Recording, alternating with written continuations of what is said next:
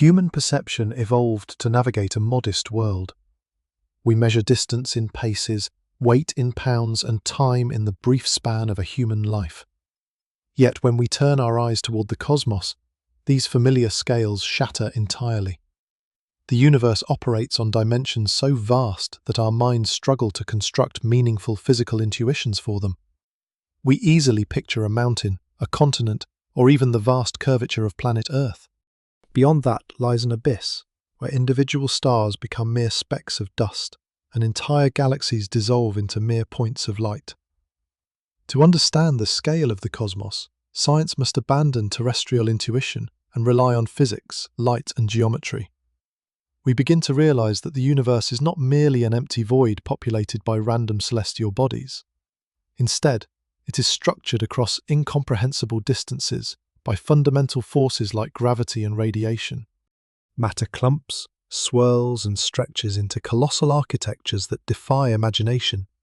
Today we will explore what is the largest thing in the universe. We will journey from gigantic stars and supermassive black holes to sprawling radio galaxies, cosmic filaments, and superclusters that stretch across billions of light-years. Along the way, we will examine how astrophysicists map these behemoths and question whether current physics even allows structures of such immense proportions to exist. Before we begin this journey into the grandest scales of reality, please feel free to like and subscribe if you enjoy this content, and leave a comment sharing where and when you are watching this. Now, let us step beyond our terrestrial boundaries and examine the true titans of the cosmos. When we embark on a quest to discover the largest thing in the universe, our journey naturally begins with the objects most familiar to us, planets and stars. These are the discrete, solid, and gaseous spheres that inhabit planetary systems, formed from the gravitational collapse of interstellar dust and gas clouds. However, even at this foundational tier of cosmic architecture, nature imposes strict, unyielding physical limits. Matter cannot simply pile on indefinitely without fundamentally altering the nature of the object itself. Understanding these physical boundaries reveals why individual planets and stars, despite their impressive dimensions, represent only the tiny infancy of cosmic scale. Consider rogue planets first. These are planetary mass objects that wander through interstellar space, unattached to any host star. They may have been violently ejected from their native solar systems through gravitational interactions, or formed independently through the direct collapse of small gas clouds. When we analyze the physical limits of planetary size, we encounter a crucial distinction between physical radius and total mass. For gaseous worlds, adding more mass does not automatically make the planet physically larger in volume. Instead, gravity begins to compress the material at the core. If a rogue planet accumulates mass beyond roughly 13 times the mass of Jupiter, the immense pressure and temperature at its core become high enough to trigger the nuclear fusion of deuterium, a heavy isotope of hydrogen. At this precise physical threshold, the object ceases to be classified as a planet and transitions into a brown dwarf, often called a failed star. If the object continues to gain mass until it reaches roughly 75 to 80 times the mass of Jupiter, core temperatures rise further, initiating full core fusion of ordinary hydrogen. The object ignites as a true main-sequence star. Thus, planetary bodies face a strict upper ceiling imposed by nuclear physics. Beyond a certain mass, electron degeneracy pressure and gravitational compression compress the interior, causing the planet to grow denser rather than significantly wider in radius. A rogue planet might match or slightly exceed Jupiter in diameter, but it cannot grow vastly larger without transforming into an entirely different stellar engine. Stars, on the other hand, can achieve dimensions that dwarf our entire inner solar system. To understand how stars attain colossal physical sizes, we must look at red supergiants and hypergiants, which represent the twilight phases of massive stellar evolution. A star spends most of its active life on the main sequence, stably fusing hydrogen into helium within its core. During this phase, the inward pull of gravity is perfectly balanced by the outward hydrostatic pressure generated by thermal energy and radiation released from nuclear fusion. When a massive star exhausts the hydrogen fuel in its core, this delicate hydrostatic equilibrium collapses.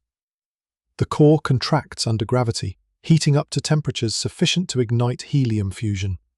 This sudden influx of high-energy generation causes the star's outer gaseous envelope to expand dramatically outward, cooling down and turning red. The star inflates into a red supergiant. Among these bloated stellar giants are famous titans such as Stephenson 218 and Uy-Scuti. Stephenson 218, a red hypergiant located in the constellation Scutum, is currently estimated to possess a radius roughly 2,000 times that of our Sun. If placed at the center of our solar system, its outer surface, known as the photosphere, would extend beyond the orbit of Saturn, engulfing Mercury, Venus, Earth, Mars, and Jupiter completely. Light itself, traveling at approximately 186,000 miles per second, would take several hours to circuit the circumference of such a star, compared to less than 15 seconds to circle our Sun. Yet, astrophysicists recognize that even red supergiants operate under severe physical constraints, governed by radiation pressure and gravitational instability. A star cannot expand indefinitely because of the Eddington limit. The Eddington limit defines the maximum luminosity a star can achieve when the outward force of radiation pressure equals the inward gravitational attraction of its mass. As a star expands and its luminosity spikes, the photons streaming outward through its outer layers exert an immense mechanical force known as radiation pressure. If radiation pressure exceeds the gravitational force holding the outer layers bound to the core, the star begins to shed its own atmosphere into surrounding space through powerful stellar winds. Red hypergiants experience extreme mass loss, driving away solar masses of material every few thousand years. This instability creates an effective maximum radius for stars. If a star attempts to grow beyond roughly 1,500 to 2,000 solar radii, its outer layers become hopelessly unbound. The violent stellar winds strip away the outer envelope, exposing hotter inner layers and driving the star into an unstable variable phase, such as a luminous blue variable or a Wolf-Rayet star, before ultimately ending its life in a catastrophic core collapse supernova. Furthermore, the physical size of a red supergiant is deceptive. Although these stars occupy vast volumes of space, their outer envelopes are extraordinarily diffuse. The density of gas in the outer atmosphere of a giant like Uy-Scuti or Stephenson 218 is millions of times less dense than Earth's atmosphere at sea level. In practical terms, these stars are essentially glowing, superheated vacuums at their outer edges, holding a dense stellar core deep within their centers. Thus, simple atomic physics, thermodynamic equilibrium, and the balance between gravity and radiation pressure dictate that no single star can grow infinitely large. The upper boundary for an individual star rests at a few billion miles in diameter, an incredible scale compared to human standards, but merely a microscopic pixel when set against the grand arena of the cosmos. To find structures that truly push the boundaries of spatial dimension, we must look beyond objects supported by nuclear fusion and examine celestial engines powered by the absolute limit of gravity itself. Leaving behind the realm of stellar fusion and gaseous atmospheres, our search for the largest entities in the cosmos leads us to the most extreme gravitational engines known to physics: supermassive black holes. Unlike planets or stars, which are bounded by physical material density and outward thermal pressure, black holes represent regions of spacetime where gravity has completely overwhelmed all other fundamental forces. At the center of a black hole lies a singularity, a point of near-infinite density, surrounded by an invisible boundary known as the event horizon.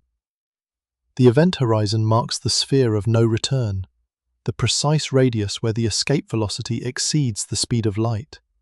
When evaluating the size of a black hole, astrophysicists do not measure physical surface area, as no solid surface exists. Instead, size is defined by the physical radius of this event horizon, known mathematically as the Schwarzschild radius. The Schwarzschild radius is directly proportional to the mass of the black hole. Every time a black hole consumes matter or merges with another singularity, its mass increases and its event horizon expands linearly. Small, stellar mass black holes, created when massive stars collapse at the end of their life cycles, typically possess event horizons spanning only a few miles or tens of miles across. However, Deep within the cores of virtually every major galaxy, gravity has assembled black holes of vastly superior proportions, supermassive black holes. The origins of supermassive black holes remain one of the most active and fascinating areas of research in modern astrophysics. These gargantuan objects contain millions to billions of solar masses. Scientists hypothesize several pathways for their formation in the early universe. One model suggests that they began as seed black holes, produced by the collapse of the very first generation of stars, known as population 3 stars, which were hundreds of times more massive than our Sun. Over billions of years, these seeds accumulated surrounding gas, dust, and interstellar material, while repeatedly merging with other black holes during galactic collisions. Another prominent model proposes the direct collapse hypothesis, wherein vast primordial clouds of hydrogen and helium gas in the early universe collapsed under their own gravity without forming stars first, instantly spawning black holes possessing tens of thousands or hundreds of thousands of solar masses. As supermassive black holes grow, their event horizons swell to dimensions that completely dwarf individual stars and planetary systems. Consider TON 618, an extremely luminous quasar located approximately 10 billion light-years from Earth. At the heart of TON 618 lies a supermassive black hole estimated to contain roughly 66 billion solar masses. To put this scale into perspective, the event horizon of TON 618 has a radius of roughly 1,300 astronomical units, where 1 astronomical unit equals the distance between Earth and the Sun. This means the event horizon stretches across nearly 200 billion miles. If TON 618 were placed at the center of our solar system, its event horizon would extend more than 40 times the distance to Neptune, easily engulfing the Kuiper belt and reaching far into the inner boundary of the Oort cloud. Another contestant for cosmic scale is the central black hole of the cluster galaxy Phoenix A, located inside the Phoenix cluster. Some astrophysical estimations suggest the black hole of Phoenix A may possess a mass approaching or exceeding 100 billion solar masses. An event horizon of this magnitude would span roughly 500 billion miles in diameter. A beam of light, traveling at its ultimate cosmic speed limit, would require nearly a day to traverse the diameter of its shadow.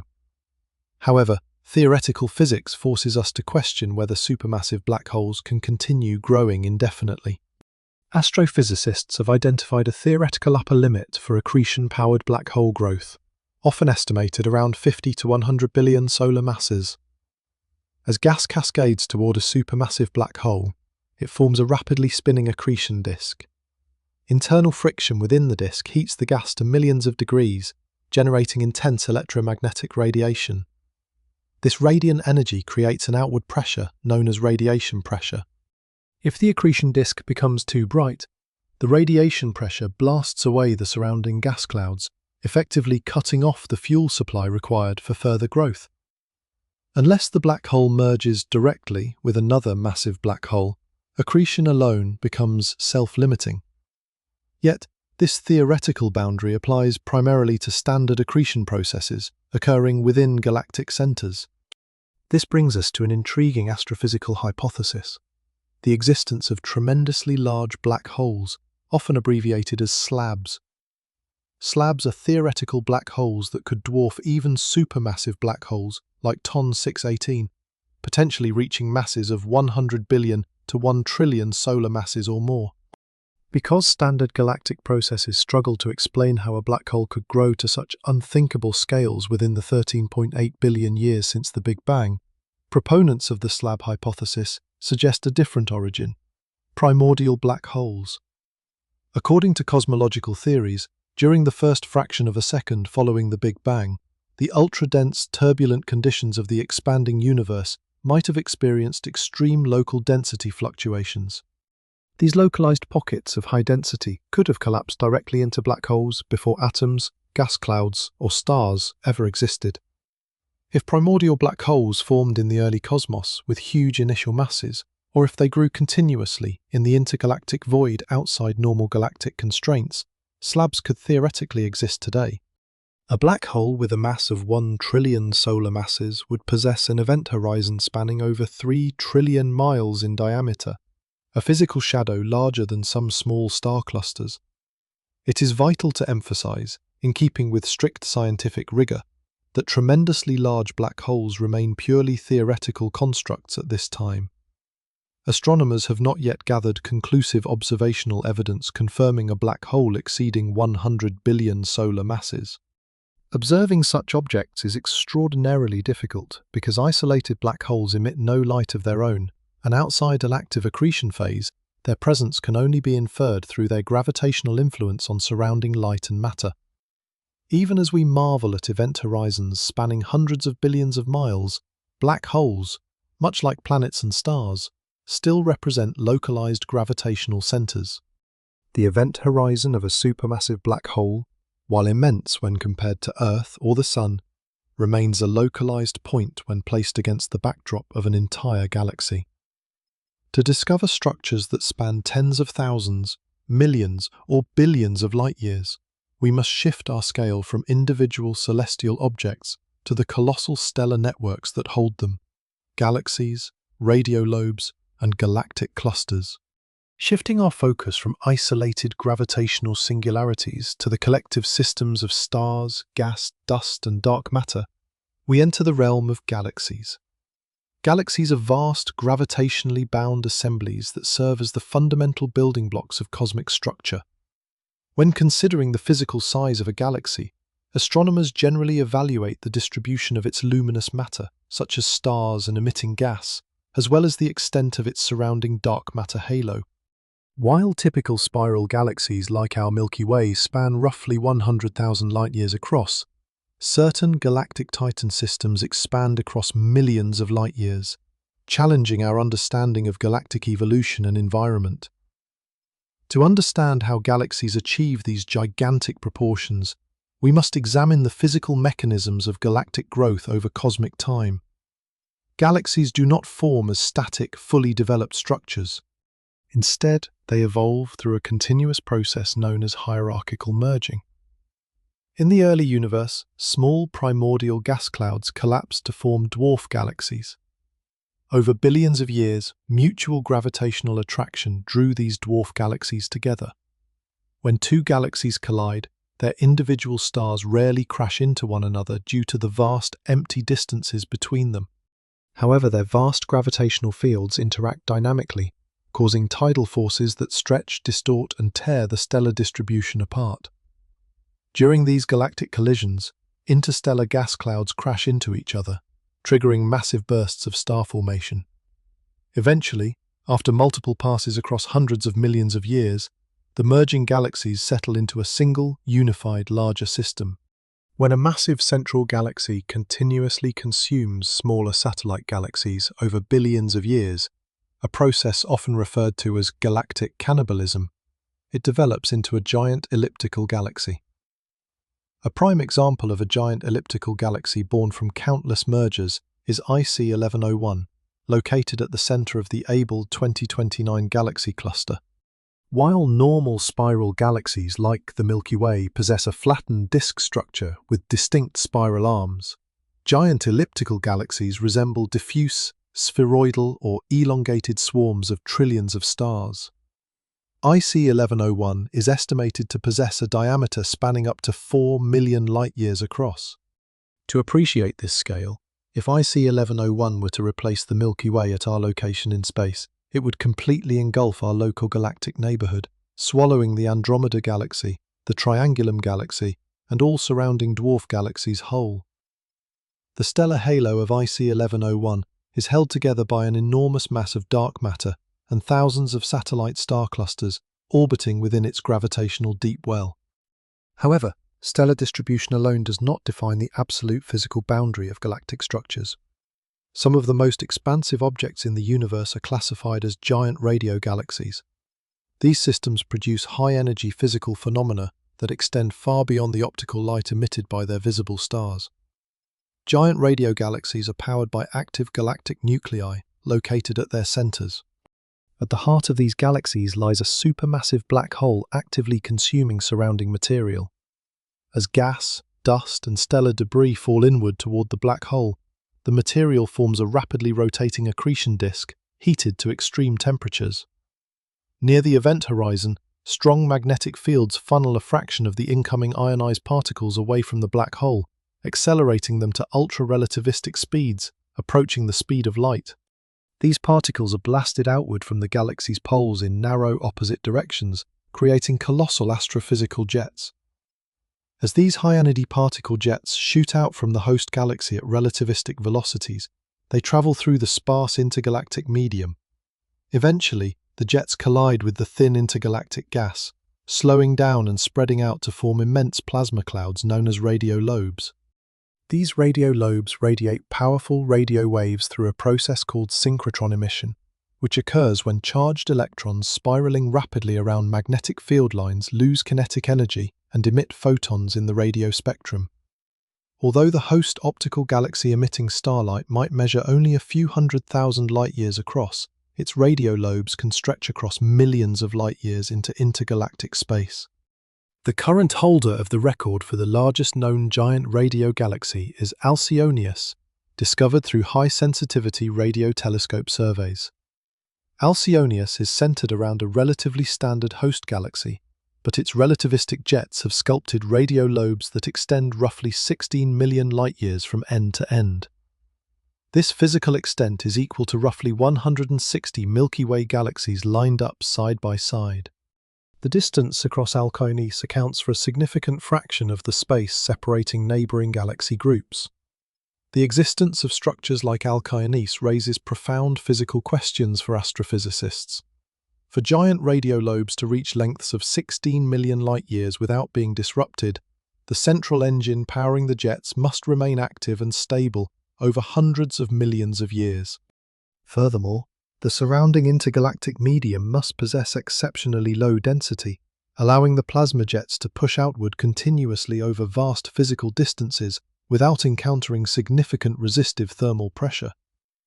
Analyzing systems like IC1101 and Alcyonius demonstrates that galaxies cannot be viewed merely as static islands of stars.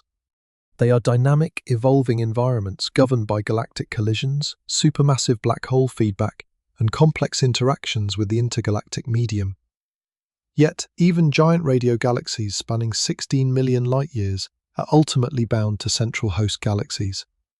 To discover structures that transcend individual galactic systems entirely, we must look at how galaxies themselves are organized into larger gravitational networks, galaxy clusters and superclusters.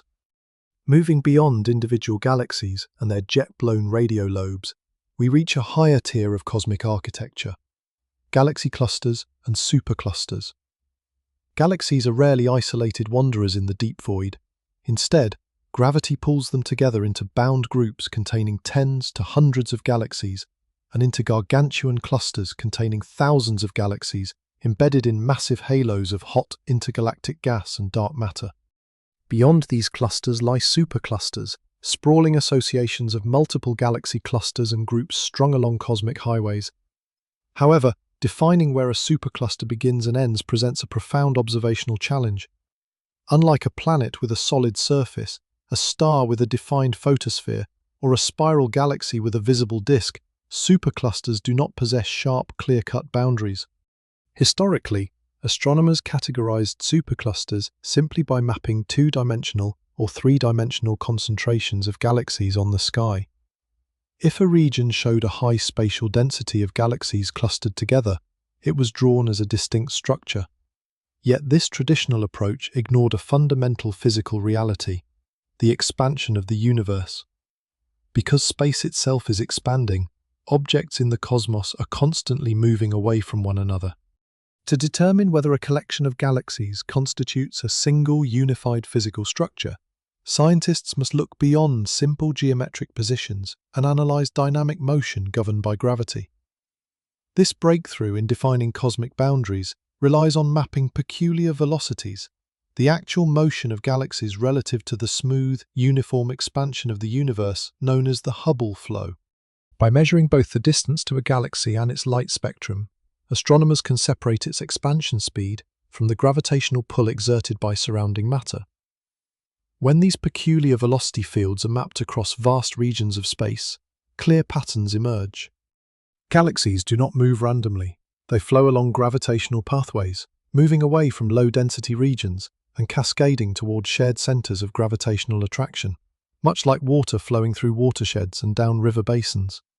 Using this velocity-based framework, astrophysicists led by researchers at the University of Hawaii redefined our cosmic home in 2014, identifying a massive supercluster named Laniakea. The name Laniakea translates from Hawaiian as immense heaven, an apt description for an architecture that encompasses roughly 100,000 galaxies, including our own Milky Way, the Andromeda Galaxy, and the entire local group. To map Laniakea, scientists measured the peculiar velocities of thousands of galaxies across a volume spanning hundreds of millions of light-years. They discovered a vast continuous flow boundary. Within this domain, galaxies are all moving inward toward a common gravitational center, despite the overall expansion of space trying to pull them apart. Laniakea spans approximately 500 million light-years across and contains the mass of roughly 100 quadrillion suns. The entire structure resembles a delicate, glowing feather or a complex network of highways where galaxies stream along filamentary pathways toward a central gravitational sinkhole. At the heart of the Laniakea supercluster lies an enigmatic region known as the Great Attractor. Located roughly 200 million light-years away in the direction of the southern constellations Centaurus and Norma, the Great Attractor is a major gravitational anomaly. For decades, astronomers observed that the Milky Way, along with tens of thousands of neighboring galaxies, was being drawn toward this specific patch of sky at speeds of several hundred kilometers per second. Understanding the nature of the Great Attractor proved exceptionally difficult for many years because it lies directly behind the plane of the Milky Way galaxy, a region known to astronomers as the zone of avoidance. The dense dust, gas, and starlight of our own galactic disk block visible light coming from behind it, obscuring whatever lay at the heart of this gravitational pull. It was only through advances in radio astronomy, infrared observations, and X-ray imaging that scientists were able to peer through the dusty curtains of the zone of avoidance. What they uncovered was a massive concentration of matter centered around the Norma cluster, a dense cluster of galaxies located deep within the Great Attractor region. The combined mass of thousands of galaxies along with dark matter and superheated intra-cluster gas creates a gravitational deep well capable of bending the trajectories of entire galaxy groups across hundreds of millions of light-years. Yet, as astronomers mapped the peculiar velocities of galaxies on even larger scales, they realized that the Great Attractor itself is not acting alone. The Laniakea supercluster, along with the Great Attractor, is being pulled toward an even more colossal concentration of matter, situated far beyond it, the Shapley supercluster. Located approximately 650 million light-years from Earth, the Shapley supercluster is the most dense concentration of matter in the local universe. Named after the pioneering American astronomer Harlow Shapley, who first noted a concentration of distant galaxies in the constellation Centaurus during the 1930s, this supercluster contains dozens of rich galaxy clusters packed tightly together in a relatively compact volume of space. The immense gravitational field exerted by the Shapley supercluster creates a massive gravitational basin that pulls not only the Great Attractor, but also the entire Laniakea supercluster toward it. This hierarchy of gravitational pull raises fundamental physical questions regarding the nature of superclusters. Are structures like Laniakea and the Shapley supercluster truly bound together by gravity in a permanent physical sense? Here, astrophysicists encounter a critical conflict between local gravitational attraction and the cosmic acceleration driven by dark energy. While gravity works to pull galaxies together within superclusters, dark energy works in the opposite direction, accelerating the expansion of space itself. On small scales, such as within a single galaxy cluster like the Virgo cluster or Coma cluster, gravity is strong enough to overcome dark energy, keeping the cluster gravitationally bound forever. However, on the enormous scale of superclusters spanning 500 million light-years, the outward force of cosmic acceleration begins to dominate. Current cosmological models indicate that superclusters like Laniakea are not gravitationally bound in the long term. Although galaxies within Laniakea are currently streaming along peculiar velocity pathways toward the Great Attractor, the accelerating expansion of space will eventually stretch these pathways apart. Over billions of years, dark energy will tear superclusters into isolated galaxy clusters, driving them away from one another faster than gravity can pull them together. Thus, superclusters represent transient, dynamic architectures, monumental concentrations of matter captured at a specific moment in cosmic history before dark energy permanently dismantles them. To find structures that stretch beyond the boundaries of individual superclusters, where gravity and cosmic expansion compete on the grandest scales, we must look at the continuous, interconnected framework that spans the entire observable cosmos, the cosmic web. Stepping beyond individual superclusters brings us to the fundamental backbone of all large-scale structure in the cosmos, the cosmic web. The cosmic web is a vast, interconnected network composed of towering dark matter filaments and diffuse intergalactic gas that spans the entirety of the observable universe. Within this grand framework, superclusters are not isolated, self-contained islands resting in an empty void. Instead, they represent dense, brightly glowing nodes where these colossal cosmic filaments intersect. To comprehend the true scale and physical origin of the cosmic web, we must trace its roots back to the very beginning of space and time, examining how microscopic quantum fluctuations grew into the largest physical structure in existence. In the earliest fractions of a second following the Big Bang, during the brief epoch known as cosmic inflation, the universe expanded at an exponential rate. During this hyperexpansion phase, subatomic quantum fluctuations, tiny random variations in energy density, were stretched instantaneously to astronomical scales. As the universe cooled, these primordial density variations left behind tiny ripples in the distribution of matter, which are preserved to this day in the cosmic microwave background radiation. Regions that were slightly denser than average possessed a fractionally stronger gravitational pull, allowing them to attract additional matter from surrounding lower density regions over time. However, ordinary matter, composed of protons, neutrons and electrons, was not the primary driver of this large-scale structural evolution. The key architect of the cosmic web is dark matter, a mysterious non-baryonic form of matter that interacts with the cosmos almost exclusively through the force of gravity. Because dark matter does not emit, absorb or reflect light, it was unaffected by the intense radiation pressure that prevented ordinary matter from clumping together in the early universe. Long before normal matter could collapse to form stars and galaxies, dark matter was already gathering under its own self-gravity, forming an invisible three-dimensional scaffold across the expanding cosmos. As dark matter accumulated along these gravitational fault lines, it pulled ordinary hydrogen and helium gas along with it. Computer simulations of cosmic evolution, such as the famous Millennium and Illustris simulations, demonstrate how gravity transforms initially uniform gas clouds into a complex web-like pattern. Matter first collapses along its thinnest axis to form vast two-dimensional sheets or pancakes. Over time, these sheets flow into one-dimensional tendrils, forming the long, slender filaments that define the cosmic web. Where multiple filaments cross one another, matter piles up at maximum density, forming the gravitational deep wells where galaxy clusters and superclusters are born. The filaments of the cosmic web are unimaginably immense.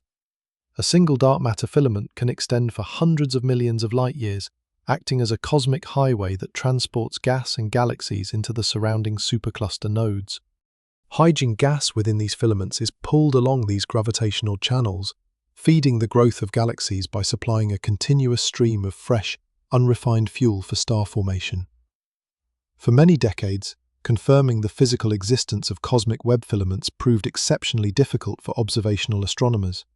Because these filaments consist mostly of dark matter and extremely diffuse, highly ionized hydrogen gas, known as the warm-hot intergalactic medium, they emit almost no visible light. Detecting a gas cloud containing only a few atoms per cubic meter across millions of light-years of empty space represents one of the greatest observational challenges in modern astrophysics. To map these invisible filaments, astronomers have developed sophisticated indirect observation techniques. One primary method involves using bright background quasars as cosmic flashlights. As the intense light from a distant quasar travels across billions of light-years to reach Earth, it passes through intergalactic space, penetrating any cosmic web filaments lying along its line of sight. Neutral hydrogen atoms within the filament absorb specific wavelengths of light, creating distinct absorption lines in the quasar's spectrum, known as the Lyman alpha forest. By analyzing thousands of quasar spectra, astrophysicists can map the location, density, and temperature of unseen filaments across vast stretches of cosmic time. More recently, advanced astronomical instruments like the multi-unit spectroscopic explorer on the Very Large Telescope have succeeded in directly imaging the faint fluorescence emitted by intergalactic gas within cosmic filaments. This weak glow is produced when diffuse hydrogen atoms are illuminated and ionized by the intense ultraviolet radiation streaming from nearby active galactic nuclei and starburst galaxies. These groundbreaking observations have confirmed that the theoretical models of the cosmic web are remarkably accurate. Vast bridges of hydrogen gas indeed span the empty space between galaxy clusters, tracing the hidden gravitational contours of dark matter. The physical dimensions of the cosmic web redefine what it means to be a structure. Individual filaments can stretch across hundreds of millions of light-years, linking galaxy clusters together in a continuous, unbroken meshwork. Yet, despite these gargantuan lengths, the cosmic web does not possess a single center or a defined outer edge within the observable universe. It is a continuous, self-similar network that permeates the entire cosmos. Every galaxy we observe, including our own Milky Way, is embedded within a filament of this cosmic tapestry. However, the cosmic web is defined as much by its empty spaces as it is by its glowing threads of matter. The sprawling dark matter filaments and galaxy-rich nodes cover only a small fraction of total cosmic volume. Between these dense threads lie vast, dark expanses containing almost no matter at all, the cosmic voids. To fully grasp the vast scale of the cosmic web, we must turn our attention away from the glowing threads of matter and explore the profound physics of cosmic emptiness. While the glowing filaments and galaxy-rich nodes of the cosmic web capture our imagination, they account for only a tiny fraction of the total volume of the universe. The vast majority of cosmic space is occupied by empty expanses known as cosmic voids. These spherical or irregular regions contain extremely low densities of matter, where galaxies are exceptionally rare and intergalactic gas is stretched to near absolute vacuum. Far from being simple, uninteresting dark spaces, cosmic voids are fundamental components of cosmic architecture. In many ways, the size and nature of the cosmos are defined by these immense expanses of emptiness, which expand and evolve over billions of years through complex gravitational dynamics. Cosmic voids originated during the same primordial era that created the filaments of the cosmic web. When quantum fluctuations were stretched by cosmic inflation, regions with slightly lower than average density possessed fractionally weaker gravitational fields. As the surrounding, denser regions exerted a stronger gravitational pull, matter was systematically siphoned away from these low-density pockets and pulled toward the developing filaments and nodes. Over cosmic time, these underdense regions lost almost all their baryonic and dark matter, inflating into sprawling, spherical caverns of near-total emptiness, bounded by glowing walls of galaxies. To appreciate the scale of these expanses, consider one of the most famous examples in modern observational astronomy, the Boötes Void. Discovered in 1981 by astronomer Robert Kirshner and his team, the Boötes Void is a colossal sphere of space measuring approximately 330 million light-years in diameter. Located in the direction of the constellation Boötes, this immense region of space contains an unbelievably sparse population of matter. If the Milky Way were located at the center of the Boötes Void, human astronomers would have believed our galaxy was the only galaxy in the universe until the development of advanced telescopes in the late 20th century. In a typical volume of space of that magnitude, astronomers would expect to find thousands of bright galaxies. Within the Boötes Void, however, scientists have detected only a few dozen isolated galaxies, sitting like tiny, solitary islands in an oceanic expanse of complete darkness. The physical environment within a cosmic void is strikingly different from that of a dense galaxy cluster.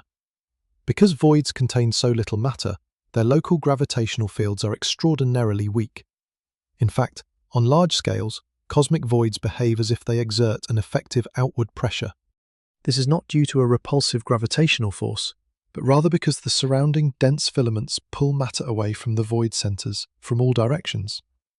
Consequently, galaxies located near the edges of voids experience a net gravitational acceleration directed outward, away from the empty interior and toward the dense walls of the cosmic web. This dynamic outflow of matter leads to a fascinating cosmological phenomenon known as void mergers. In the early universe, cosmic voids were relatively small, abundant, and closely spaced. As time progressed and gravity continued to strip matter away from underdense regions, neighbouring voids began to expand against one another. When the thin wall of galaxies and gas separating two adjacent voids is completely depleted of matter, the boundary dissolves, causing the two voids to coalesce into a single, much larger supervoid. Through successive void mergers over billions of years, cosmic voids have grown to dominate the spatial geometry of the universe. Numerical simulations indicate that small voids continuously merge into larger hierarchical structures, driving the ongoing evolution of the cosmic web. This process causes dark matter filaments to sharpen and contract, while the intervening empty spaces swell into enormous smooth bubbles that occupy more than 80% of the total volume of the observable universe. The growth of cosmic voids provides astrophysicists with a unique laboratory for testing fundamental physics and cosmological models. Because voids are nearly devoid of dark matter and baryonic matter, the local energy density within a void interior is dominated almost entirely by dark energy. In dense galaxy clusters, the inward pull of normal gravity counteracts and masks the outward acceleration caused by dark energy. Inside a supervoid, however, dark energy operates almost entirely uninhibited. As a result, space within cosmic voids expands at a rate slightly faster than the average cosmic background expansion. By measuring the expansion rate, geometry, and light deflection properties of cosmic voids, cosmologists can test dark energy theories and evaluate alternative theories of gravity, such as modified Newtonian dynamics or general relativity extensions. Furthermore, because galaxies trapped inside voids evolve in near total isolation, free from the violent galactic collisions and gas-stripping processes typical of dense clusters, they serve as pristine historical specimens, revealing how galaxies develop purely through internal star formation mechanisms. The physical dimensions achieved by supervoids challenge our perception of what constitutes a cosmic structure. A supervoid spanning several 100 million light-years contains almost no stars, planets, or glowing gas, yet its defined boundaries, gravitational dynamics, and role in shaping the cosmic web make it a distinct physical system.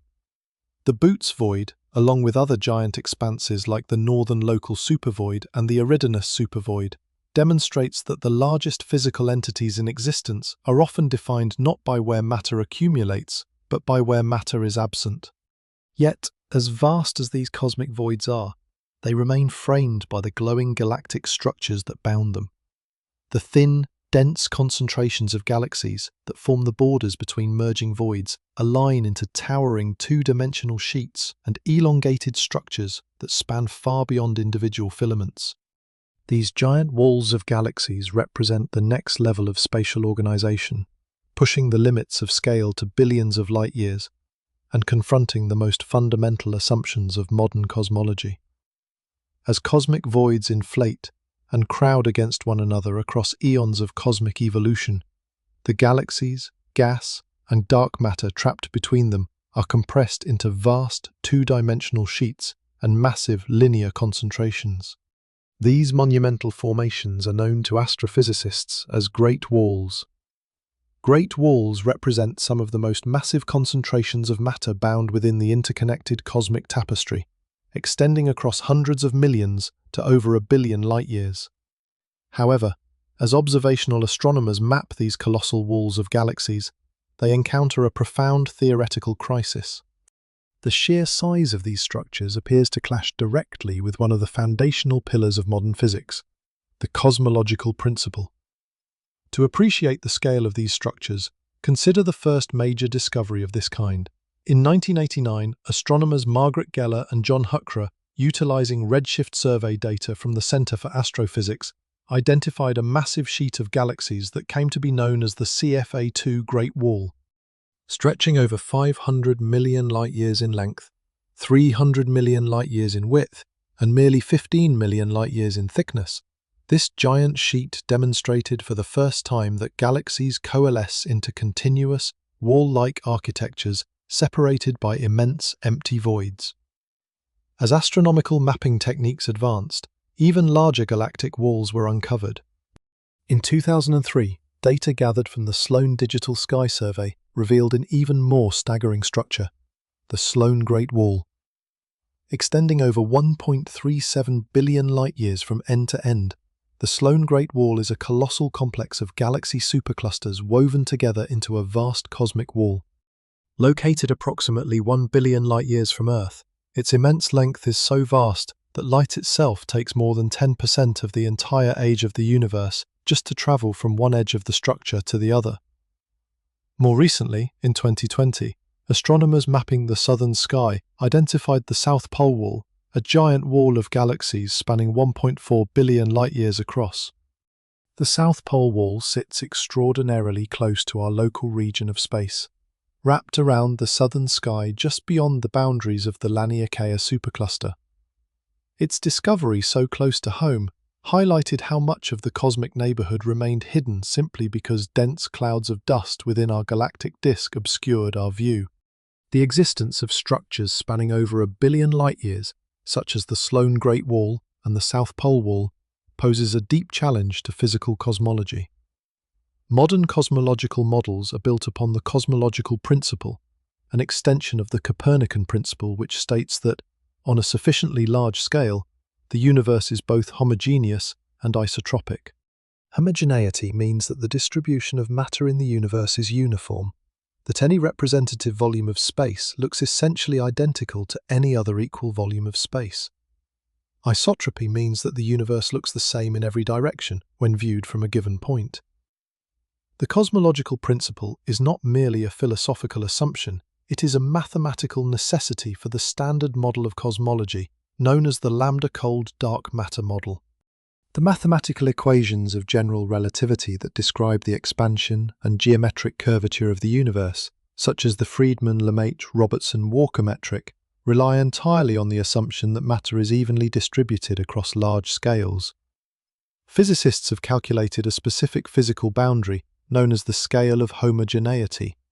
According to theoretical models based on the cosmic microwave background radiation and the rate of primordial cosmic inflation, the universe ought to become smooth and uniform when viewed on scales larger than roughly 300 million to 500 million light-years.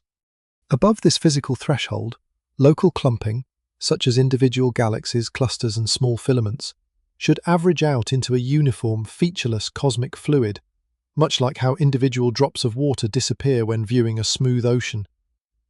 When astronomers discover a structure like the Sloan Great Wall, spanning nearly 1.4 billion light-years, it directly violates this predicted scale of homogeneity.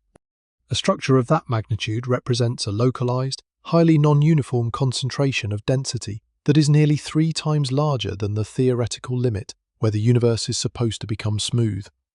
This discrepancy introduces a profound physics dilemma. According to standard gravitational theory, structures in the universe grow through the slow process of gravitational instability, where denser regions gradually pull in surrounding matter over time. However, the speed at which gravity can pull matter together across vast distances is limited by the finite speed of light.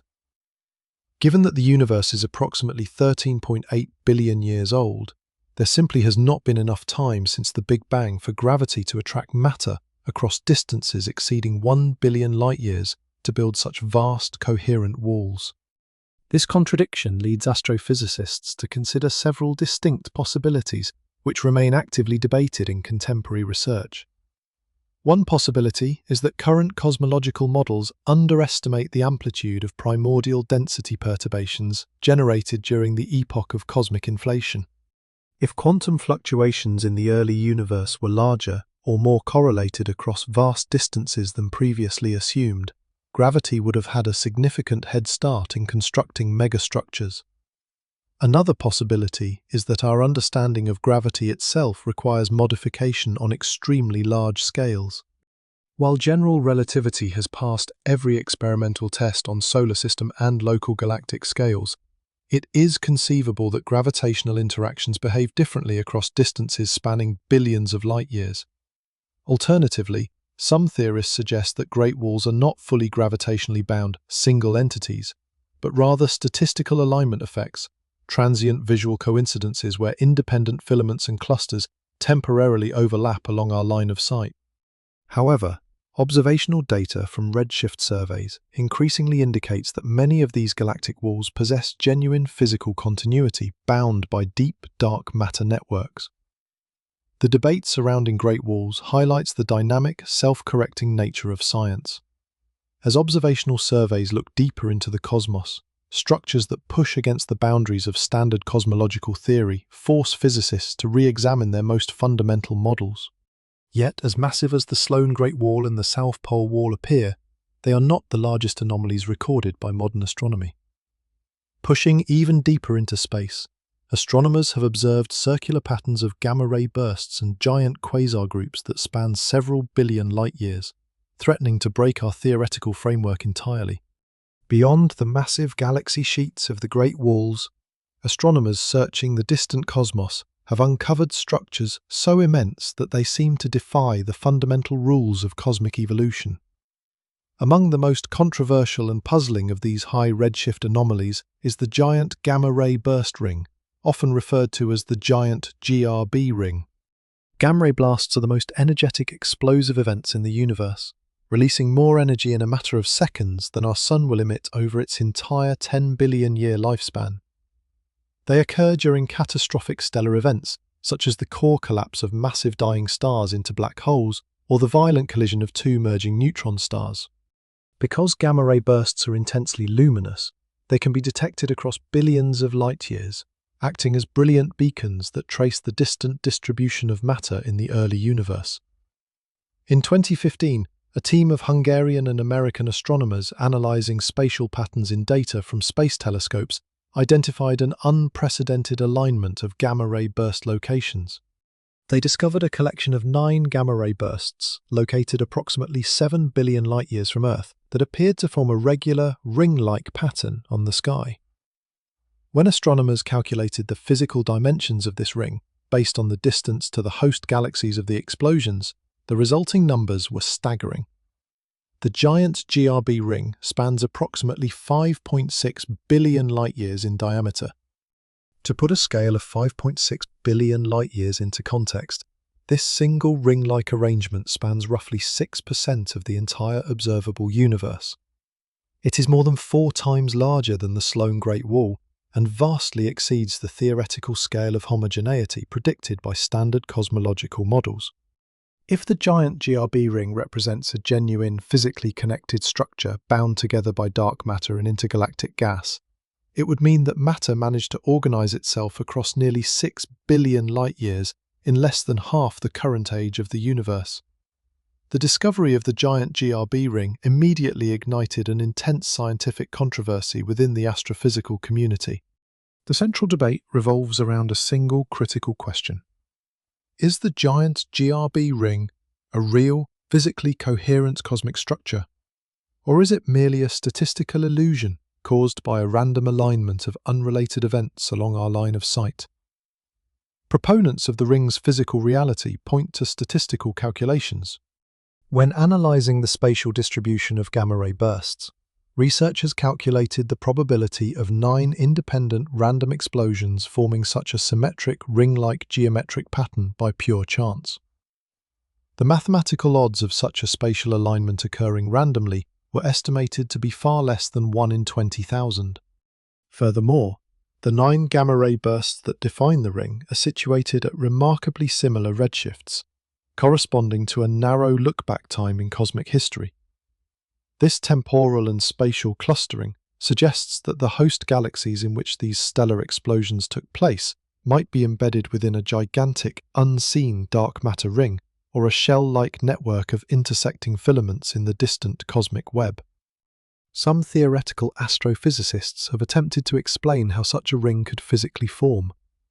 One hypothesis suggests that the giant GRB ring might be the cross-sectional view of a giant spherical shell created by an intense, large-scale acoustic wave in the early universe, similar to a vast inflated version of baryon acoustic oscillations.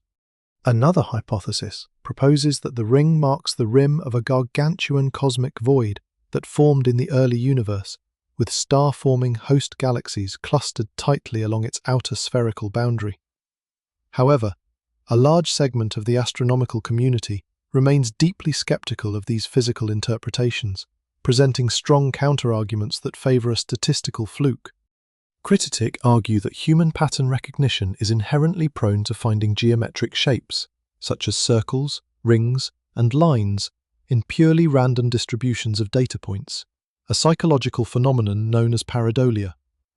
When searching through vast catalogues containing thousands of astronomical events across the entire sky, finding local patterns that appear statistically improbable in isolation becomes almost inevitable over a large enough dataset. Furthermore, astronomers question the physical mechanism required to synchronize star formation and stellar death across 5.6 billion light-years.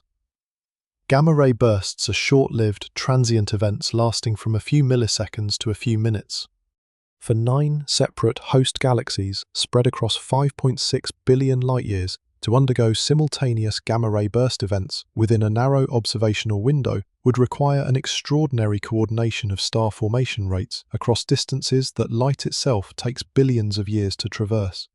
Because no physical signal or gravitational force can travel faster than the speed of light, no central mechanism could have communicated across the structure to trigger or organize these events simultaneously. Additionally, observational uncertainties in measuring the precise distances to distant gamma-ray burst host galaxies introduce potential errors. A small error in measuring the redshift of a distant galaxy can translate into a distance uncertainty of hundreds of millions of light-years. If the individual gamma-ray bursts are actually separated by vast distances along the line of sight, the apparent ring structure would be nothing more than a two-dimensional projection effect, a cosmic illusion created by our specific viewing perspective from Earth, where objects at entirely different depths appear close together on the two-dimensional celestial sphere. Because of these profound theoretical difficulties, the giant GRB ring remains an unconfirmed candidate for the title of the largest structure in the universe. It sits at the precise boundary between groundbreaking observational discovery and statistical artifact. Astrophysicists recognize that confirming or refuting the existence of such megastructures requires larger, more precise astronomical surveys using next-generation space observatories and automated sky monitors. Yet, the giant GRB ring is not an isolated anomaly in the deep cosmos.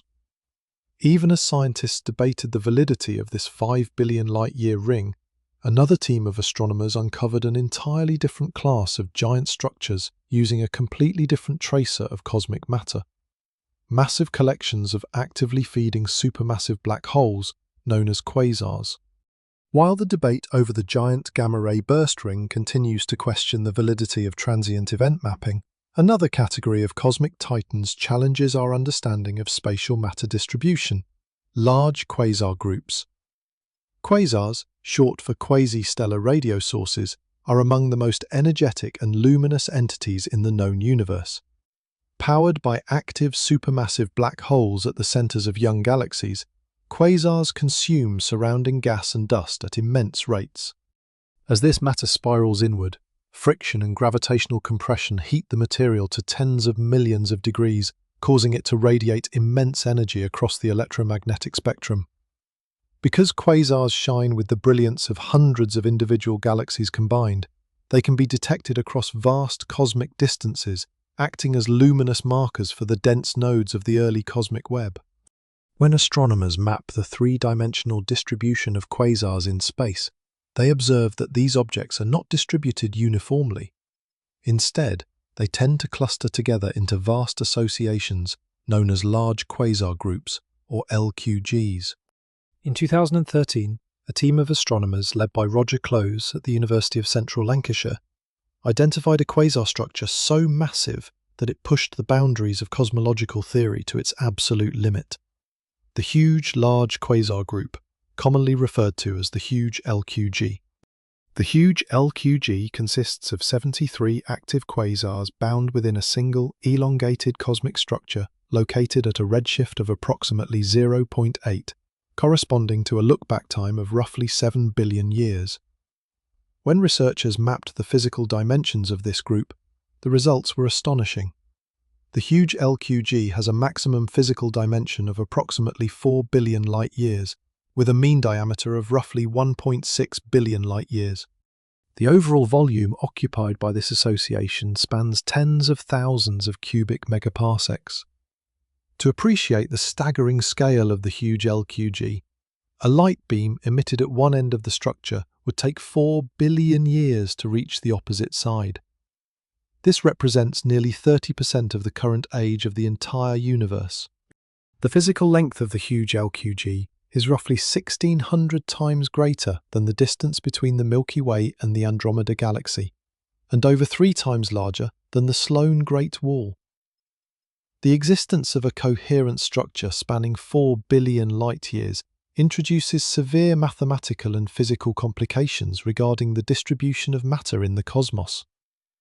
At the core of this issue lies a mathematical problem related to spatial density contrast and correlation functions.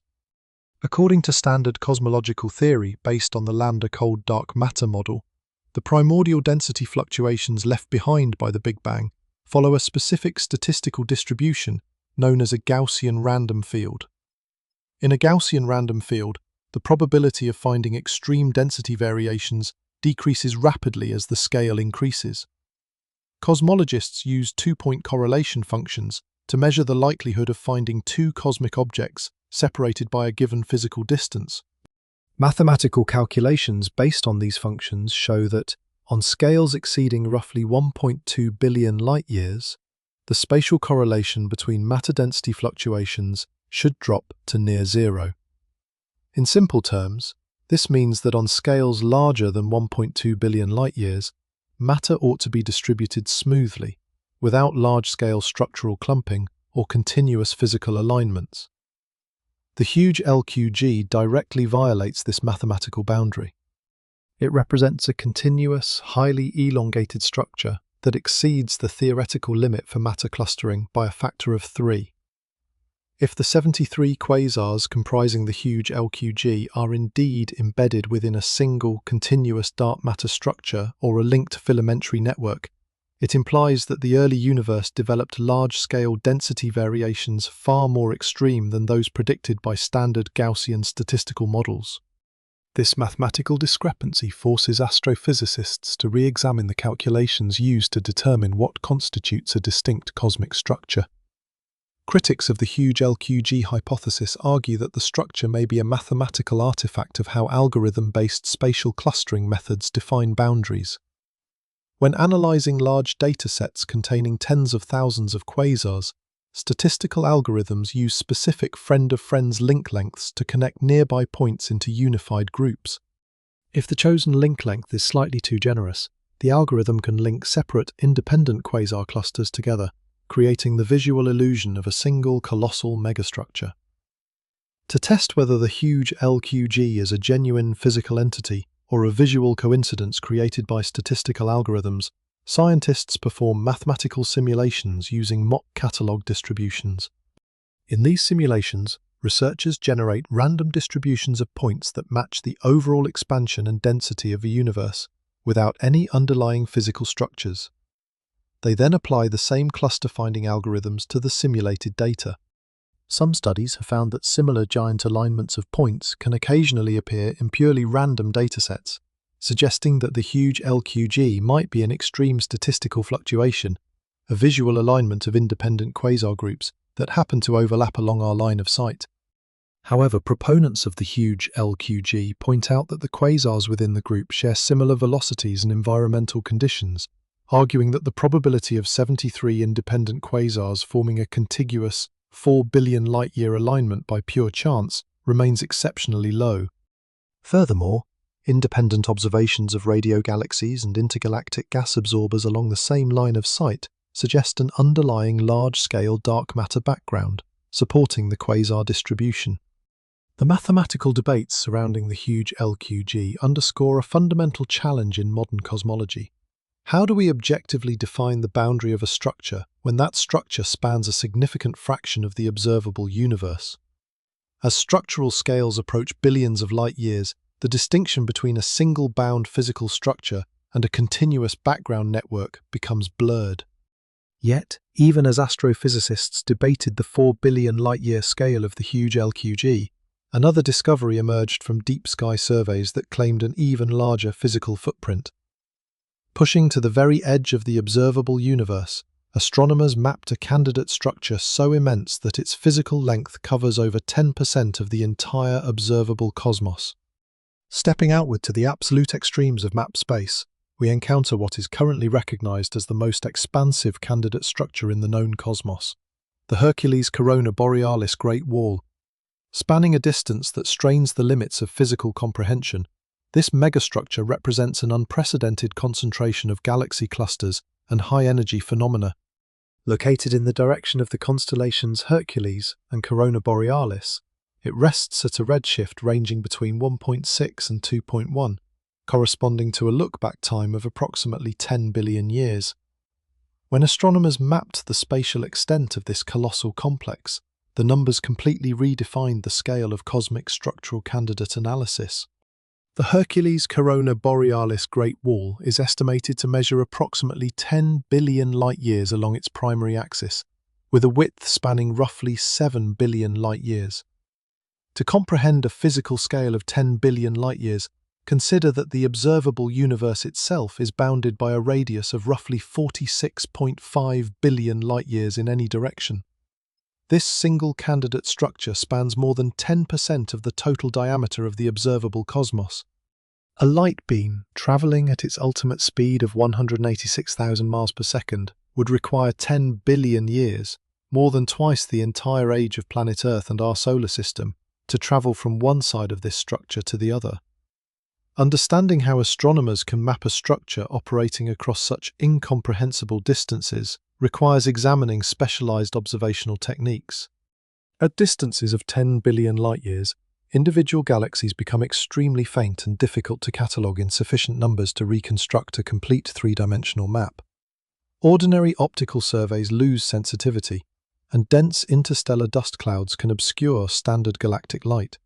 To bypass these limitations and probe the large-scale distribution of matter in the distant early universe, astrophysicists utilize one of the most powerful diagnostic markers in modern astronomy: gamma-ray bursts. Gamma-ray bursts serve as high-intensity beacons that illuminate the deep cosmos. Because these violent explosions are billions of times brighter than typical stars, space-based observatories such as the Neil Gehrels Swift Observatory and the Fermi Gamma-Ray Space Telescope can record their occurrence even across billions of light-years. Crucially, gamma-ray bursts do not happen uniformly in empty space. They occur inside galaxies, specifically in regions characterized by high rates of star formation and dense concentrations of massive stars. Because massive stars have short lifespans and form within dense gas clouds, the spatial frequency of gamma-ray bursts directly traces the underlying density of baryonic matter and dark matter in the early universe. Where galaxies are densely clustered along cosmic filaments and superclusters, gamma-ray bursts occur with significantly higher frequency. Conversely, in vast, empty cosmic voids, gamma-ray bursts are virtually non-existent. In 2013, a research team led by Istvan Horvat analyzed a dataset containing hundreds of gamma-ray bursts catalogued across the entire sky. By calculating the precise three-dimensional coordinates of these energetic events using redshift data from their host galaxies, the team performed rigorous spatial clustering analyses. They observed a striking, statistically significant concentration of gamma-ray burst occurrences localized within a specific angular region of the sky at redshifts between 1.6 and 2.1. Instead of displaying a uniform, random scatter across the sky, dozens of independent gamma-ray bursts were tightly clustered within a contiguous spatial volume. When the physical boundaries of this high-density region were calculated, they mapped out an enormous, flattened, sheet-like architecture, the Hercules-Corona Borealis Great Wall. The data indicated that this region of the early cosmos contained a vast network of galaxy clusters, superclusters, and dark matter filaments, all interconnected across 10 billion light-years of space.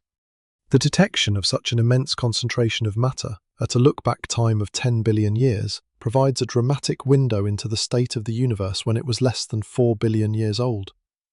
During this early epoch, known as cosmic noon, the universe was undergoing intense star formation and rapid structural growth. Finding a candidate concentration of superclusters extending across 10 billion light-years during this formative era suggests that primordial density perturbations must have assembled large-scale framework at an extraordinary pace.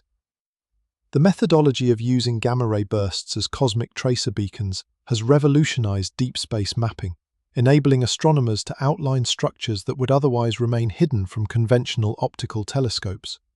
By treating these energetic bursts as glowing markers pinned to a vast dark matter canvas, scientists can infer the presence of sprawling galactic superstructures buried deep within the distant past.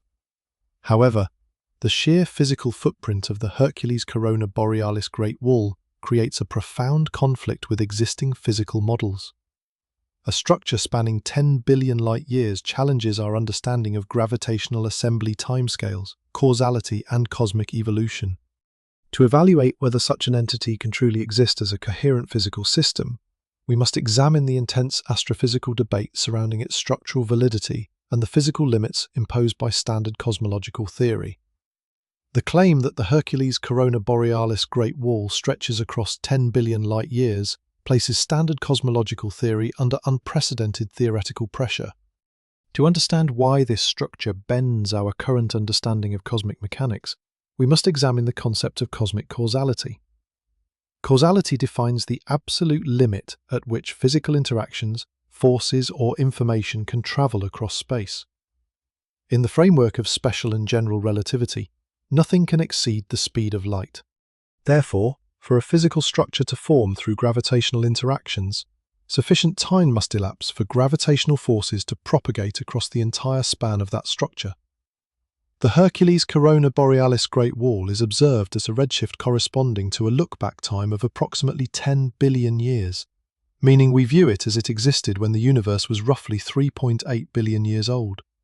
Correct to the lambda cold dark matter model, the universe expanded rapidly from a nearly uniform initial state following the Big Bang. Gravitational instability caused microscopic density variations to grow over time, assembling matter into stars, galaxies, clusters, and filaments. However, the speed of gravitational assembly is fundamentally bounded. Gravitational waves and physical forces travel at the speed of light. In a universe that was only 3.8 billion years old, the horizon of gravitational communication, the maximum distance across which gravity could have pulled matter together into a bound system, was significantly smaller than 10 billion light-years. In simple terms, there was not enough time since the Big Bang for gravity to communicate across a distance of 10 billion light-years to construct a single physically coherent structure. If the Hercules-Corona Borealis Great Wall is a true, continuous physical entity, it directly violates the cosmological principle and the predicted scale of homogeneity. Standard cosmological models predict that density fluctuations should average out completely on scales larger than roughly 500 million light-years, rendering the universe smooth and uniform. A structure measuring 10 billion light-years represents an anomaly 20 times larger than this theoretical smoothness limit. It implies that the early universe contained localized density variations far greater than what can be accounted for by standard inflation models. This profound discrepancy has sparked a sharp debate among astrophysicists. One group of scientists argues that the Hercules-Corona Borealis Great Wall forces us to fundamentally revise our understanding of early cosmic inflation and gravitational mechanics. If the primordial quantum fluctuations produced during inflation were non-Gaussian, or if dark matter possessed different thermal properties than current models assume, matter could have clumped together much faster and on vastly larger scales in the early universe. Alternatively, Some theoretical physicists suggest that gravity might behave differently across cosmic distances, requiring modifications to general relativity on large scales. On the other side of the debate, many astronomers maintain a position of strong scientific skepticism, questioning whether the Hercules-Corona Borealis Great Wall represents a single physical structure at all. Skeptics argue that using gamma-ray bursts as tracer beacons introduces significant observational biases. Gamma-ray burst detection relies on space telescopes pointing at specific regions of the sky for varying lengths of time. If certain areas of the celestial sphere are surveyed more intensely or with higher sensitivity than others, data catalogues will naturally record a higher concentration of events in those regions, creating artificial clusters that do not reflect the true distribution of matter. Furthermore, critics emphasize the problem of statistical selection effects and spatial projection. When analyzing three-dimensional space across billions of light-years, small uncertainties in measuring the redshift of gamma-ray burst host galaxies translate into immense spatial uncertainties, spanning hundreds of millions of light-years. What appears on a two-dimensional sky map as a dense continuous wall of explosions could actually be a series of separate, independent superclusters sitting at slightly different distances along our line of sight, completely unconnected by gravity. Statistical analyses performed by independent research teams have produced mixed conclusions. Some statistical tests suggest that the observed clustering of gamma-ray bursts in the Hercules-Corona Borealis region has a low probability of occurring by pure chance, supporting the existence of an underlying large-scale dark matter structure. Other independent analyses suggest that when accounting for selection biases, sky coverage limitations, and look-back time variations, the statistical significance of the wall drops substantially, rendering it indistinguishable from random cosmic fluctuations. Because of these unresolved observational and theoretical challenges, the Hercules-Corona Borealis Great Wall remains a candidate structure rather than a definitively proven physical reality. It represents the absolute frontier of cosmic scale, standing as a critical test case for modern astrophysics. Whether it is eventually confirmed as a colossal dark matter network or dismissed as a complex observational coincidence, the debate itself highlights the fundamental limitations of mapping the distant universe. Yet, as astronomers continue to debate these gargantuan concentrations of matter, an entirely different kind of cosmic anomaly presents an even stranger challenge. Instead of looking at where matter has accumulated in extreme quantities, scientists analyzing the oldest light in the cosmos have discovered an unprecedented region of cold emptiness that may hint at physics beyond our observable universe entirely. Shifting our perspective from giant walls of matter and quasars to the ancient light of the early cosmos, we encounter a fundamentally different type of cosmic anomaly, the cosmic microwave background cold spot.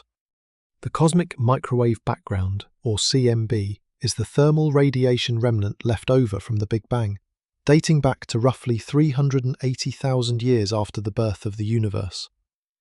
When we observe the CMB using high-precision space observatories, such as NASA's Wilkinson Microwave Anisotropy Probe and the European Space Agency's Planck satellite, we are looking at a snapshot of the young universe.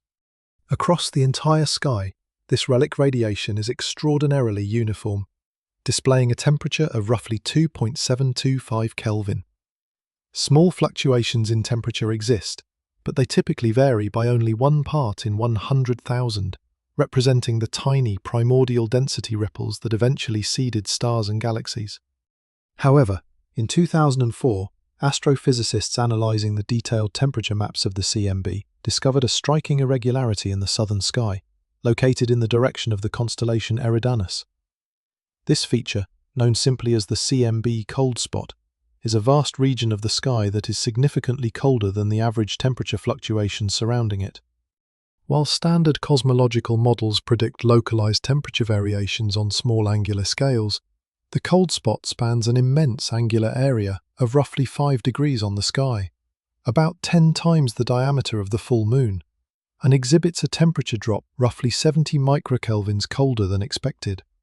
According to Gaussian statistical models of primordial inflation, the probability of such a large, cold temperature fluctuation occurring purely by random chance in the early radiation field is exceptionally low, estimated at roughly 1 to 2%. This statistical improbability has led physicists to investigate several competing hypotheses to explain the physical nature of this cold anomaly. The primary astrophysical explanation for the CMB cold spot centers on the presence of an unprecedented foreground structure known as a supervoid, the Eridanus supervoid. When photons from the ancient cosmic microwave background travel across billions of light-years to reach our detectors on Earth, they must pass through the vast gravitational landscapes of the evolving universe, climbing into and falling out of gravitational potential wells created by galaxy clusters and cosmic voids. This interaction gives rise to a thermodynamic phenomenon known as the integrated Sachs-Wolf effect. In a static, non-expanding universe, as a photon falls into a gravitational potential well created by a dense galaxy cluster, it gains energy and blue shifts. As it climbs back out, it loses an equal amount of energy and red shifts, resulting in zero net change in its temperature. However, our universe is expanding, and this expansion is accelerating due to dark energy. When a photon enters a vast cosmic void, the void expands significantly while the photon is traversing its interior. Because dark energy causes space to stretch during the photon's travel time, the gravitational potential well of the void becomes shallower by the time the photon reaches the opposite edge. As a result, the photon loses more energy climbing out of the expanding void than it gained entering it. This net loss of energy causes the photon to redshift and cool down, leaving a subtle, localized cold imprint on the observed cosmic microwave background. If a truly gigantic supervoid lies along our line of sight to the cold spot, the integrated Sachs-Wolf effect could account for the observed temperature deficit. In 2015, a team of astronomers led by Istvan Sapudi identified an enormous underdense region in the southern sky, estimated to span roughly 1.8 billion light-years in diameter, located at a redshift of 0.2. Known as the Eridanus supervoid, this entity represents one of the largest continuous low-density regions ever catalogued in the universe.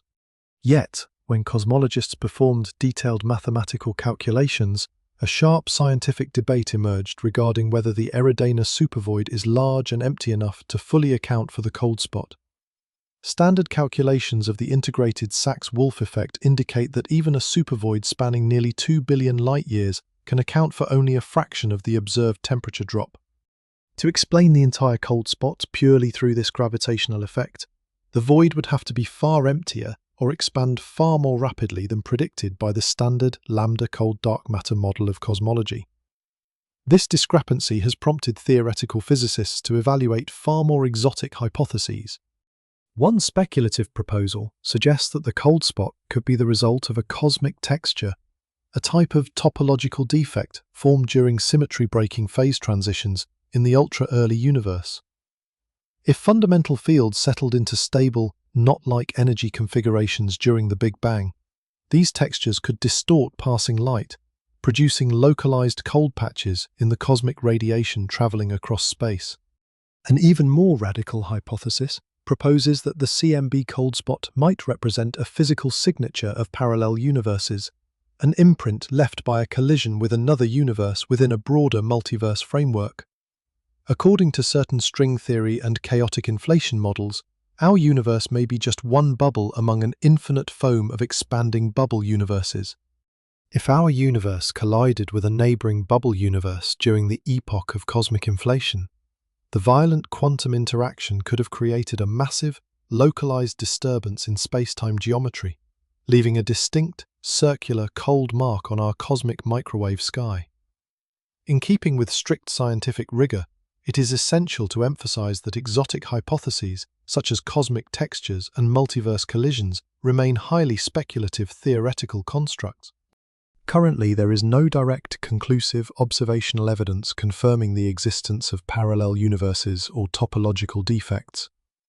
Many astrophysicists maintain that as sky surveys improve and measurement uncertainties decrease, the cold spot may ultimately be explained by a combination of a refined integrated Sachs-Wolf effect from multiple aligned supervoids and a rare but plausible statistical fluctuation in the primordial universe.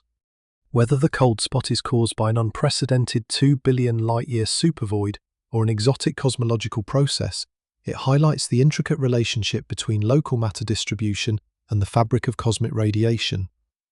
But to truly appreciate the ultimate limit of physical scale, we must look beyond individual structures, filaments, and voids, and evaluate the grandest container of all, the entire observable universe itself.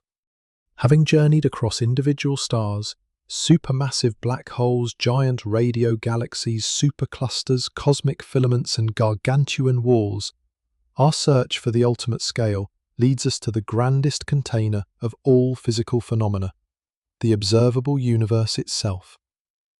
The observable universe is not merely an arbitrary boundary. It defines the absolute spherical volume of space from which light or other signals have had sufficient time to reach Earth since the beginning of cosmic expansion. Every galaxy, star, black hole, and void we have examined exists entirely within this monumental boundary. To comprehend its physical dimensions, we must examine the fundamental relationship connecting light, cosmic time, and the dynamic expansion of space-time itself.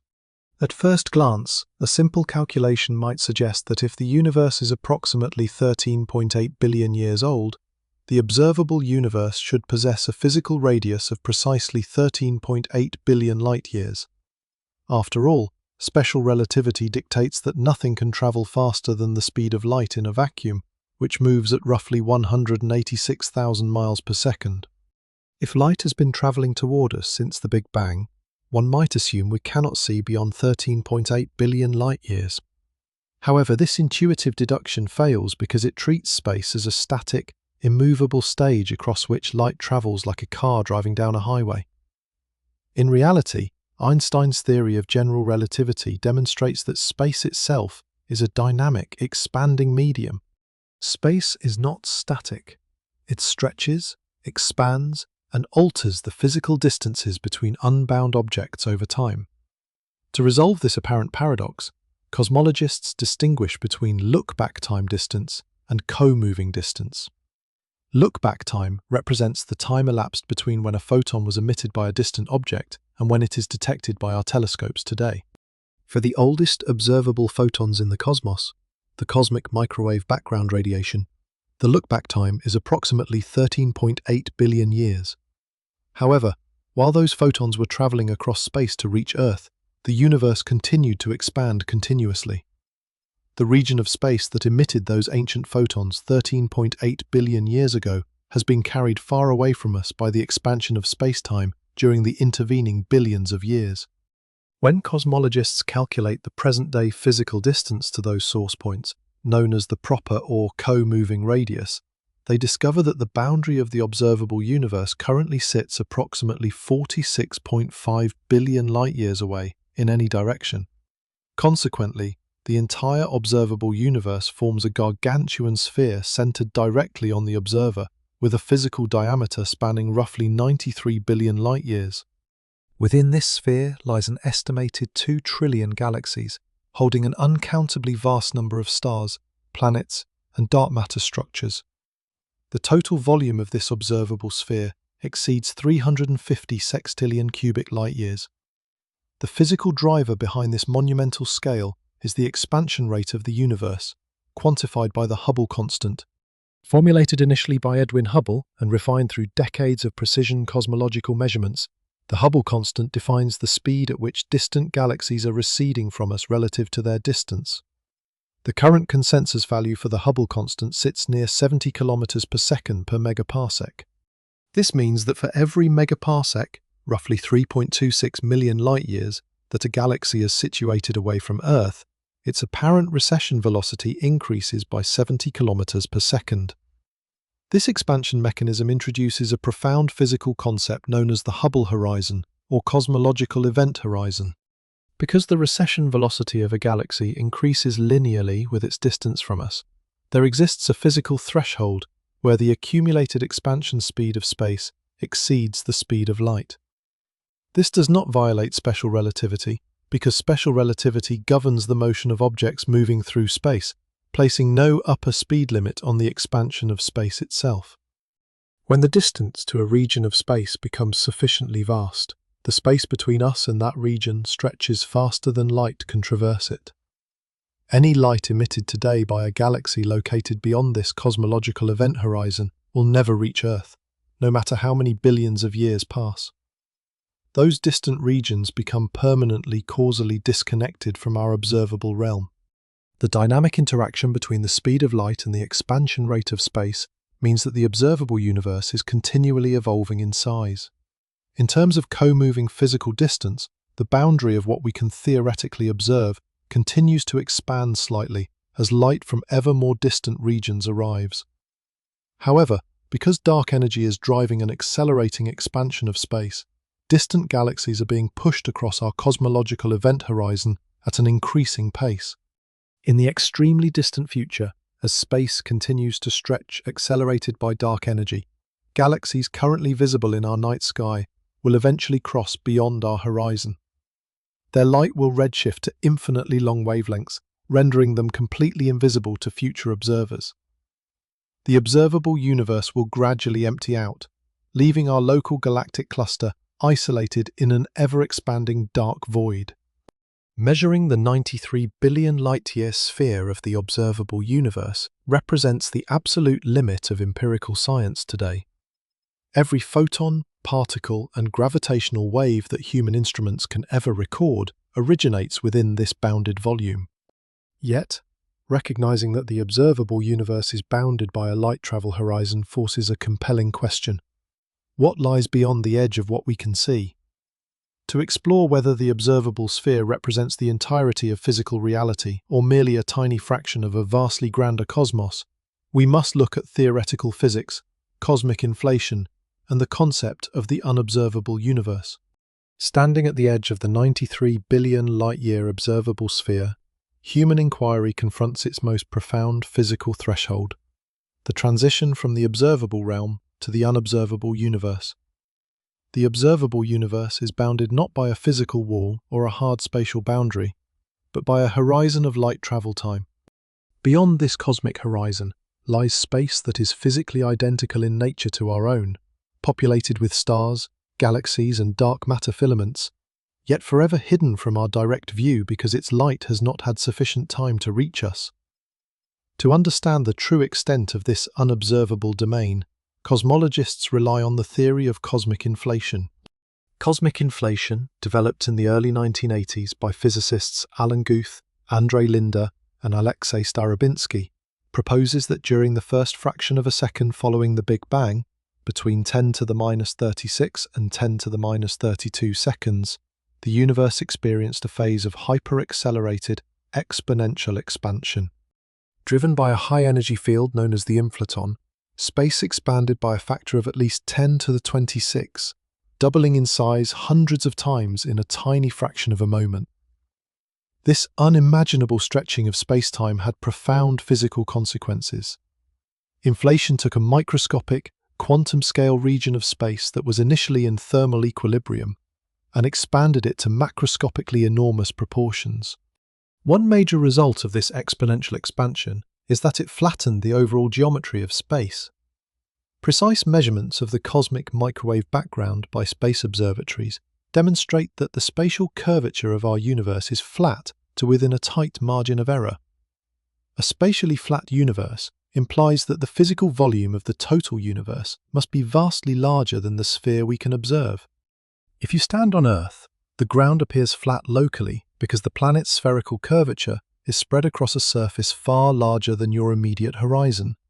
Similarly, for the observable universe to appear geometrically flat to within fractions of a percent, the entire unobservable universe must extend far beyond our 93 billion light-year horizon.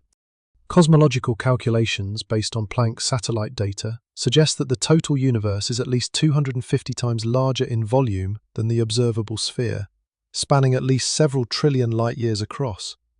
Furthermore, certain mathematical models of cosmic inflation, known as eternal inflation, suggest that the total universe may be physically infinite in spatial extent. In eternal inflation, the accelerated expansion phase does not end everywhere simultaneously.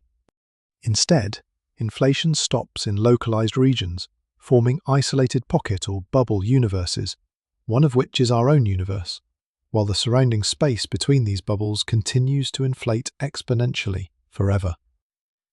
If our universe is spatially infinite, the traditional concept of finding a single largest physical object undergoes a radical philosophical and physical shift. In an infinite cosmos, every possible configuration of matter, no matter how improbable, must repeat an infinite number of times across boundless space. Spatial dimensions lose their absolute meaning when set against an infinite background, as there is no fixed center and no outer edge to measure against. At these ultimate cosmological scales, the very definition of a physical structure begins to fade. When we look at a planet or a star, we see a dense, well-defined physical body bounded by clear boundaries. As we step up to galaxies, superclusters, and cosmic filaments, the boundaries become increasingly diffuse, defined by gravitational velocity flows rather than solid surfaces. When we reach structures spanning billions of light-years, like the Hercules-Corona Borealis Great Wall or the cosmic web itself, the distinction between a distinct physical structure and a continuous background fluctuation becomes blurred. In an expanding universe dominated by dark energy, the boundary between matter and empty space becomes transient. Matter continuously dilutes as space stretches, filaments fade, and cosmic voids expand. Structures exist not as static, permanent statues carved into reality, but as temporary, dynamic patterns created by gravity working against the expansion of space over finite timescales. As we look out across the vastness of the unobservable universe, we realize that the search for the largest thing in the universe is a journey through shifting scales of organization. From the dense centers of supermassive black holes to the boundless stretches of eternal inflation, the universe reveals itself to be a continuous hierarchy of matter, energy, and geometry. To bring this grand cosmic journey to a close, we must synthesize our findings and reflect on what these gargantuan scales teach us about our place in the cosmos. Our exploration across the grand hierarchy of the cosmos brings us back to where we began, yet with an entirely transformed perspective on spatial reality. We have journeyed through every tier of cosmic architecture, witnessing how simple physical laws organize matter into increasingly vast configurations. We began with individual celestial bodies like planets and stars, where physical forces like radiation pressure and core fusion set strict boundaries on physical size. We progressed to the colossal event horizons of supermassive black holes, the sweeping light-years of giant radio galaxies, and the intricate velocity flows that define superclusters like Laniakea. Farther out, we traced the glowing filaments and vast empty caverns of the cosmic web, confronting candidate megastructures like the Sloan Great Wall, the Huge Large Quasar Group, and the Hercules-Corona Borealis Great Wall. Finally, we arrived at the 93 billion light-year boundary of the observable universe, peering toward the infinite horizons of cosmic inflation. Across all these scales, one fundamental truth becomes clear. As size increases, the boundary between a distinct physical object and the continuous fabric of space itself begins to dissolve. Structure is not static, but a dynamic, evolving interplay between gravity and the relentless expansion of space-time. What we consider the largest thing in the universe depends entirely on how we define the boundary between localized matter and the cosmic background. If you enjoyed this journey into the grandest scales of reality, please feel free to like this video and subscribe to the channel if you want to see more content like this. We would also love to hear your thoughts, so please leave a comment below sharing where and when you are watching this. Thank you for exploring the cosmos with us today, and until next time, keep looking up.